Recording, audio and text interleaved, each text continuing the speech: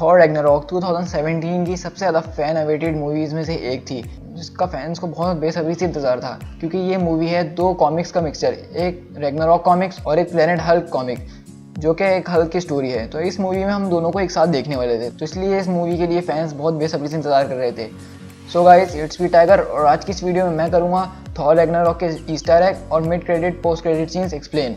Start करने से पहले मैं आपको वार्न कर दूं कि इस वीडियो के अंदर बहुत ज़्यादा स्पॉयलर्स हो सकते हैं। सो अगर आपने अभी तक ये मूवी नहीं देखी है तो मेरी इस वीडियो को नहीं देखिएगा, और अगर आपको इस मूवी का रिव्यू देखना है तो मेरे चैनल पर जाके उस रिव्यू को ज़रूर देखिएगा। जैसा कि हमें पता है कि थॉर रैग्नारॉक एक कॉमिक बेस्ड मूवी है, तो हर कॉमिक बुक मूवी के अंदर उसके ईस्टर एग्स और रेफरेंसेस बहुत ज़्यादा भर कर होते हैं, लेकिन ये मूवी मार्वल सिनेमैटिक यूनिवर्स में 70th नंबर पर आती है। तो इसका मतलब ये है कि इसके अंदर पिछली कुछ मूवीज़ के रेफरेंसेस भी होंगे।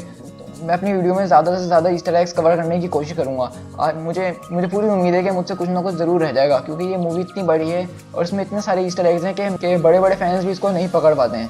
सो गाइस, चलिए शुरू करते हैं। हमने थॉर और थॉर द डार्क वर्ल्ड दोनों में देखा था कि थॉर के कुछ साथी होते हैं जो कि सिफ और वॉरियर 3 के नाम से मशहूर हैं।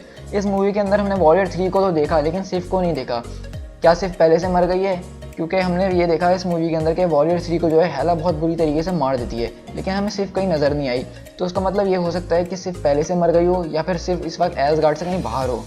उसके बाद हम मूवी के ओपनिंग सीन में देखते हैं, जहाँ पे हमें ऑडियंस फर्स्ट टाइम नज़र आते हैं कि वहाँ पे जो है लॉकी ऑडियंस की जगह बैठा हुआ होता है और वो सामने एक प्ले करवा रहा होता है। उस प्ले के अंदर हम देखते हैं कि लॉकी खुद लोगों को ये बताना चाह रहा होता है कि थॉर द डार्क वर्ल्ड में यानी कि लॉकी की मौत किस तरह हुई, ताकि लोगों के दिल में उसके लिए अच्छी जगह बन जाए।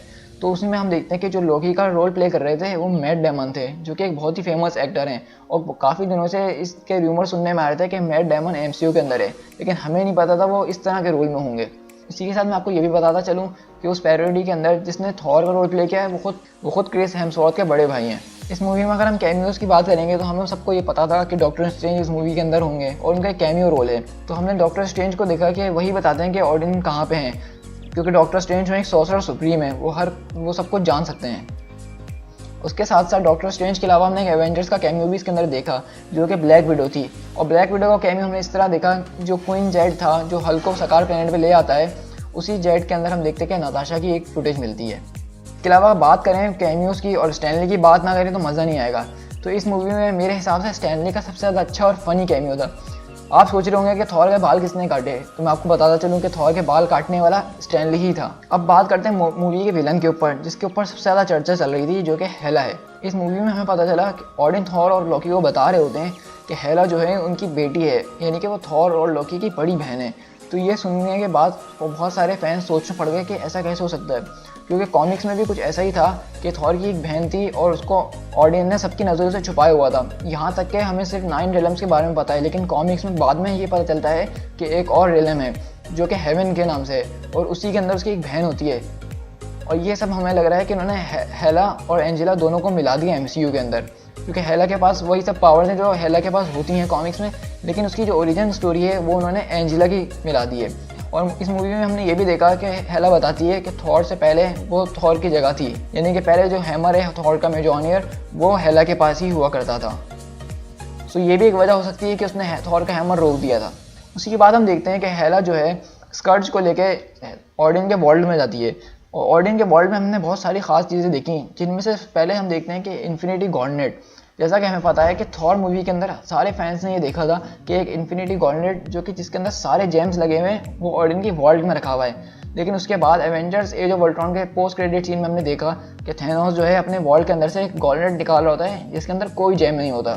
तो सारे फैंस इस कन्फ्यूजन में पड़ गए थे कि अगर एसगार्ड पे गॉर्नेट पहले से है और थैनोस के पास भी है, तो इन दोनों में से असली कौन सा और नकली कौन सा है। और अगर ऑडियन के पास असली है तो उसके अंदर तो सारे जेम्स भी लगे हैं, तो थैनोस वहाँ के सिर्फ वो गॉर्नेट क्यों नहीं ले ना कि इतनी मेहनत करके सारे जेम्स जमा करें। तो इस मूवी के अंदर हमें इस बात की क्लैरिफिकेशन मिल गई, लेकिन हमें क्लैरिफिकेशन इस तरह से मिली कि सीधा सीधा हेला ने उसको फेंक दिया और बोला कि ये फेक है। गॉर्नेट के साथ हमने उनके वर्ल्ड में the cascade of ancient winter भी देखा, जो कि फ्रॉस्ट जायंट की पावर सोर्स थी, जिसको हमने थॉर के पार्ट 1 में भी देखा था। और फिर हमने वहीं पे एक इन्फिनिटी स्टोन टेसरेक्ट भी देखा। टेसरेक्ट को हमने लास्ट टाइम देखा था थॉर के इस्तेमाल में, जब वो लॉकी को अपने साथ एसगार्ड लेके जाता है। इसका मतलब ये है कि एवेंजर्स के बाद से लेकर अब तक टेसरेक्ट ऑडियन के वर्ल्ड में ही थी। और इसी के साथ साथ हम आखिर में जो चीज़ देखते हैं वो इटर्नल फ्लेम है, ये फ्लेम वो है जो कि हेला को चाहिए होता है अपनी मरी हुई फौज को जिंदा करने के लिए।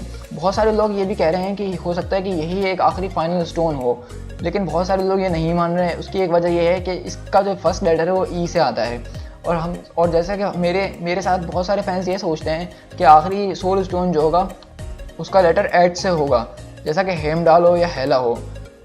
लेकिन मार्वल सिनेमैटिक यूनिवर्स के अंदर कुछ भी हो सकता है, हम सोच भी नहीं सकते हैं। और अगर आप ये सोच रहे हैं कि ये कैसी थ्योरी है कि एच से ही होना चाहिए, तो इसके लिए आप मेरी इन्फिनिटी स्टोन्स वाली वीडियो ज़रूर देखिएगा, आपको समझ में आ जाएगा कि मैं किस बारे में बात कर रहा हूँ। इस मूवी में हम देखते हैं कि वैल्किरी जो है प्लैनेट ज़ेंडार का जिक्र भी करती है। और मैं आपको बताता चलूँ, प्लैनेट ज़ेंडार वही है जो कि हमने guardian of the Galaxy volume 1 में देखा था, जहाँ पे रॉनन कब्जा करने के लिए आ रहा होता है। अब हम बात करते हैं कॉमिक रेफरेंसेस की कि क्या चीज़ें हमने कॉमिक्स में देखी और हमें वही चीज़ सेम लाइव एक्शन में देखने को मिली। ये वो चीज़ें हैं जिनको देख के फैंस का हाइप और बढ़ जाता है, क्योंकि जो लोग इतने सालों से कॉमिक्स पढ़ते हुए आ रहे हैं उनका ये ख्वाब होता है कि हम कभी ना कभी इस चीज़ को लाइव एक्शन में ज़रूर देखें। तो मार्वल सिनेमैटिक यूनिवर्स इस चीज़ में बिल्कुल एक्सपर्ट है। तो मैं भी आपके साथ कुछ कॉमिक रेफरेंसेस शेयर करूँगा जिसको देख के आप भी थोड़े हैरत में आ जाएंगे। पहला जो कॉमिक रेफरेंस हमने देखा है वो फेनरिस वुल्फ है। फेनरिस वुल्फ हमने देखा है कि हेला का एक पेट होता है, लेकिन कॉमिक्स में आपको बताता चलूँ कि ये लॉकी का बेटा है। कॉमिक्स में कुछ भी हो सकता है, आप सोच भी नहीं सकते। उसके बाद हमने देखा था इस मूवी के अंदर कि थॉर और लॉकी जो हैं अपने एक डिस्गाइज के अंदर होते हैं जब वो न्यूयॉर्क में आए हुए होते हैं। लेकिन हम तभी देखते हैं जब हेला उनके सामने आती है तो थॉर अपना अम्ब्रेला जो है ज़मीन पे मारता है और अपने थॉर की फॉर्म में आ जाता है। तो ये सीन जो है सीधा सीधा कॉमिक से उठाया गया है, जहाँ पे थॉर डोनाल्ड ब्लेक की फॉर्म में रहता था और अपने मिजोनियर को जो है वॉकिंग स्टिक के डिस्गाइज में रखता था। लेकिन जब भी उसको थॉर बनना होता था वो सीधा उस स्टिक को ज़मीन पे मारता था और थॉर के रूप में आ जाता था। तो ये सेम चीज़ बिल्कुल कॉमिक से ली गई है। थॉर और लॉकी जब बात कर रहे होते हैं तो उन दोनों की बातों के बीच में ये जिक्र होता है कि लॉकी ने थॉर को एक फ्रॉग में बदल दिया था। ये सुनने में तो बहुत अजीब लगेगा, लेकिन कॉमिक में एक पूरी स्टोरी है जिसमें लॉकी जो है थॉर को फ्रॉग के अंदर बदल देता है और वो थ्रॉग कहलाता है। मूवी में हमने देखा सकार प्लेनेट के ऊपर वैल्किरी को जो है स्क्रैपर 142 के नाम से बुलाया जा रहा होता है। 142 जो रेफरेंस है ये सीधा सीधा इनक्रेडिबल हल्क इशू नंबर 142 है, जिसमें वैल्किरी का फर्स्ट अपीयरेंस हुआ था। स्कर्ज द एक्सक्यूशनर की बात करें तो ये सेम मुझे वैसे ही लगा जैसा कि कॉमिक्स में था। ये कॉमिक्स में भी कुछ इसी टाइप का कैरेक्टर था जो साइड्स बदलता रहता था जहाँ उसका ज़्यादा फायदा हो, लेकिन इसने थॉर की भी काफ़ी मदद करी है रैग्नारोक स्टोरी के अंदर। हम प्लेनेट सकार पे देखते हैं कि ग्रैंड मास्टर जो है सारे हीरोज़ को जमा करके उनको आपस में लड़ा रहा होता है और उसने इस कॉन्टेस्ट को नाम दिया होता है द कॉन्टेस्ट ऑफ चैंपियंस। ये नाम सीधा सीधा एक पूरी की पूरी कॉमिक बुक इशू से उठाया गया है। ये पूरा का पूरा इशू आया था कॉन्टेस्ट मार्वल का कॉन्टेस्ट ऑफ चैंपियंस, जिसके अंदर ग्रैंड मास्टर और लेडी डेथ मिलकर सारे हीरोज़ को ज़बरदस्ती किडनैप करके लड़वाते हैं। और मैं आपको बताता चलूँ the contest of champion Marvel का एक गेम भी है जो आजकल हम लोग अपने मोबाइल फ़ोन्स पे खेलते हैं। इस मूवी के अंदर हमने सकार प्लेनेट को भी देखा, जिसका फैंस बहुत सालों से इंतज़ार कर रहे थे कि हम प्लेनेट सकार को देखें और जानें, क्योंकि प्लेनेट हल्क की स्टोरी जो है वो बहुत ही ज़बरदस्त किस्म की एक स्टोरी है जिसके अंदर बहुत ज़्यादा इमोशंस हैं और बहुत ही ज़्यादा एक्शन पैक्ड स्टोरी है। अगर आप चाहते हैं कि वो स्टोरी आप देखें तो मेरे चैनल पर विजिट करिए, मेरे चैनल पर वो पूरी की पूरी सीरीज़ मौजूद है। सो मैं आपको बताता चलूँ कि इन्होंने प्लेनेट सकार के जो विजुअल इफेक्ट्स वगैरह बनाए हैं वो उन्होंने जैक कैरबी के कॉमिक्स से बहुत ज़्यादा इंस्पायर होकर बनाए हैं। प्लेनेट सकार के विजुअल्स देख के आपको एक मिनट के लिए ऐसा लगेगा कि आपने शायद अपना कॉमिक्स का ही कवर खोला हुआ है। हम देखते हैं थॉर और लॉकी जब ऑडियन को ढूंढने के लिए न्यूयॉर्क आते हैं तो वहाँ पे डॉक्टर स्ट्रेंज जो है लॉकी को गायब कर देते हैं और अपने एड्रेस छोड़ जाते हैं ताकि थॉर वहाँ पे आ सके। तो वो एड्रेस होता है 177A ब्लीकर स्ट्रीट, और ये वही सेम एड्रेस है जो कि कॉमिक्स में डॉक्टर स्ट्रेंज का हुआ करता था। हमने इस मूवी में थॉर का कॉस्ट्यूम और हेयर कट काफ़ी ज़्यादा चेंज देखा और ये सीधा सीधा इंस्पायर होकर लिया गया है the unworthy Thor story line से। इस स्टोरी लाइन के अंदर हम देखते हैं कि निक फ्यूरी ने थॉर के कान में कुछ ऐसा कहा होता है जिसकी वजह से थॉर अपना हैमर नहीं उठा पा रहा होता है और वो अनवर्दी हो जाता है, और इसी वजह से जो है थॉर अपना पूरा का पूरा अपीयरेंस चेंज कर लेता है ताकि लोग उसको पहचान ना सकें।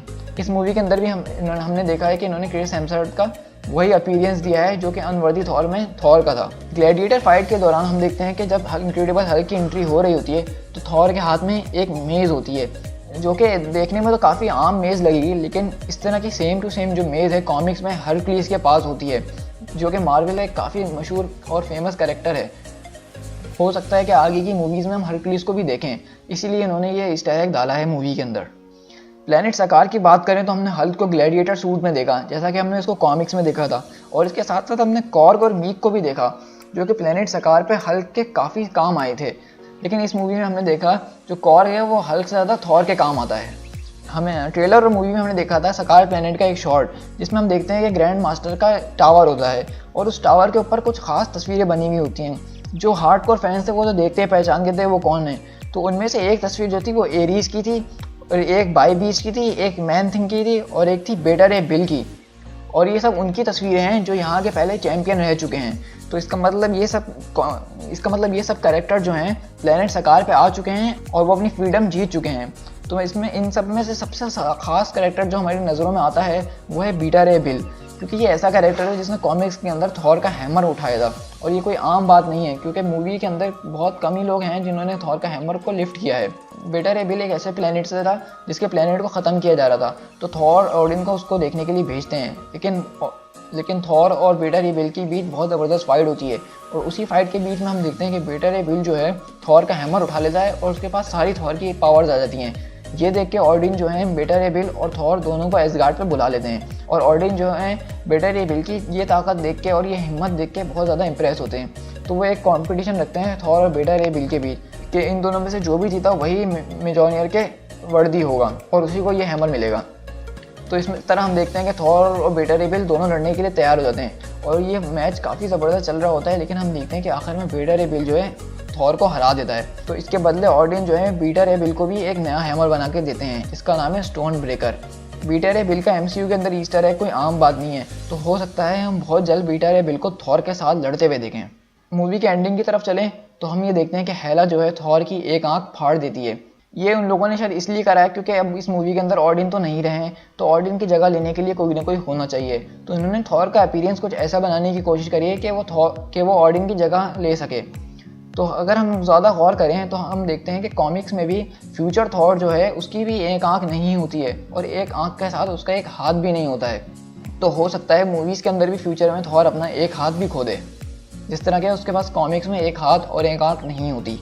मूवी के एंडिंग में हम देखते हैं कि हेला जो है थॉर के ऊपर बहुत भारी पड़ रही होती है। तो तभी थॉर लॉकी को बोलता है कि तुम सर्टर का सर जो है इटर्नल फ्लेम में रख दो, क्योंकि इस सबको अब सर्टर ही रोक सकता है, ये इनके बस की बात नहीं है। और लॉकी जो है ऑडिन के वॉल्ट में जाता है और सर्टर का सर उस इटर्नल फ्लेम में रख देता है। लेकिन जब वो सर रख रहा होता है तभी उसको वहाँ सामने डेसरेट क्यूब भी दिखता है, लेकिन उन्होंने हमें ये नहीं दिखाया कि उसने वो क्यूब उठाया या नहीं उठाया। लेकिन मेरा जहाँ तक ख्याल है उसने वो क्यूब ज़रूर उठाया होगा। और उसी के बाद हम देखते हैं सर्टर जो है एसगार्ड का खात्मा कर देता है। जी हाँ, एसगार्ड का खात्मा कर देता है। जैसा कि आपको पता है रैग्नारॉक का मतलब यही है कि एसगार्ड का खात्मा। तो बहुत सारे फैंस ये सोच रहे थे कि एसगार्ड का खात्मा नहीं होगा, कि थॉर उसको रोक लेगा। लेकिन हमने इस मूवी में ये देखा कि थॉर ने एसगार्ड को ख़त्म होने दिया, क्योंकि ऑडियंस उसको बोलते हैं ash gourd is not a place but people, यानी कि एसगार्ड के लोग ही एसगार्ड हैं, एसगार्ड कोई जगह नहीं है। इसका मतलब ये है कि एसगार्ड के लोग जब तक जिंदा रहेंगे एसगार्ड कहीं और भी बन सकता है। और इस तरह हमने कॉमिक्स में देखा था कि रैग्नारॉक स्टोरी के बाद जब एसगार्ड ख़त्म हो जाता है तो थॉर जो है अर्थ पे आता है सारे एसगार्डियंस को लेके, और टोनी स्टार्क की मदद से ओक्लाहोमा में एक जगह खरीदता है एसगार्ड के गोल्ड से और उसको नया एसगार्ड बनाता है जो कि एसगार्डिया के नाम से होता है। तो हो सकता है जैसा कि हमने मूवी में देखा कि ऑडिन बोल रहे होते हैं नॉर्वे के अंदर कि यहाँ पे भी एसगार्ड बन सकता है, तो हो सकता है फ्यूचर में एसगार्ड वहीं पे बने, क्योंकि ऑडिन ने भी उसी जगह की तरफ इशारा किया था। और हमने मूवी के एंड में भी यही देखा कि थॉर जो है सारे एसगार्डियंस को लेकर अर्थ की तरफ जा रहा होता है। सो मूवी के एंडिंग में हमने देखा था हेला के ऊपर सर्टर ने अपनी तलवार घुसा दी, लेकिन हमने ये नहीं देखा अभी तक कि हेला और सर्टर का हुआ क्या। मेरे हिसाब से सर्टर को मारना तो अब इम्पॉसिबल हो गया है, क्योंकि वो बहुत ही ज़्यादा पावरफुल हो चुका है और हेला इतनी आसानी से मर नहीं सकती। हेला का रोल केट ब्लैंचेट ने प्ले किया है और वो काफ़ी बड़ी एक्ट्रेस हैं, उनको इतने से रोल के लिए मार्वल कभी भी अपॉइंट नहीं करता। अगर मार्वल ने इतने से रोल के लिए इनको अपॉइंट किया है तो वो इतनी अच्छी एक्ट्रेस का वेस्ट करेंगे। तो मेरे ख्याल से तो हेला हमें एवेंजर्स इन्फिनिटी वॉर में भी ज़रूर दिखेगी। अब चलते हैं मूवी के मिड क्रेडिट और एंड क्रेडिट सीन की तरफ। पहले मैं एंड क्रेडिट सीन आपके साथ डिस्कस करूँगा। एंड क्रेडिट सीन में हम देखते हैं कि ग्रैंड मास्टर जो है अपनी शिप के अंदर से निकल रहे होते हैं, जो कि वहाँ क्रैश कर गई होती है सकार में, और यानी कि एक तरह की फनी मूवमेंट है, वो बहाने बना रहे होते हैं वहाँ के लोगों से बचने के लिए। लेकिन हमें इस एंड क्रेडिट सीन में एक चीज़ कॉमन देखी। अगर आप थोड़ा सा अपना दिमाग लगाएं और थोड़ा पीछे चले जाएं तो guardian of the Galaxy volume 1 का भी एंड क्रेडिट सीन कुछ ऐसा ही था। यहाँ पे कलेक्टर अपने कलेक्शन के मलबे पे बैठा हुआ होता है और अफसोस कर रहा होता है, और यहाँ पे हमने देखा ग्रैंड मास्टर जो कि कलेक्टर का भाई है MCU के अंदर और कॉमिक्स में भी, उसका भी कुछ यही हाल है कि उसका प्लेनेट के लोग जो हैं इधर उधर हो गए हैं और वो खुद भी अब बुरी हालत में है। अब आते हैं हमने मिड क्रेडिट सीन की तरफ, जो कि बहुत ज़्यादा इंपॉर्टेंट है फ्यूचर मूवीज़ के लिए। मिड क्रेडिट सीन में हम देखते हैं कि थॉर और लोकी शिप के अंदर जा रहे होते हैं और थॉर बताता है कि हम अर्थ की तरफ जाएंगे। तो लॉकी उससे ये बोलता है कि क्या तुम्हें लगता है मुझे अर्थ पर ले जाना ठीक होगा, क्योंकि वहाँ के लोग मुझसे बिल्कुल भी प्यार नहीं करते।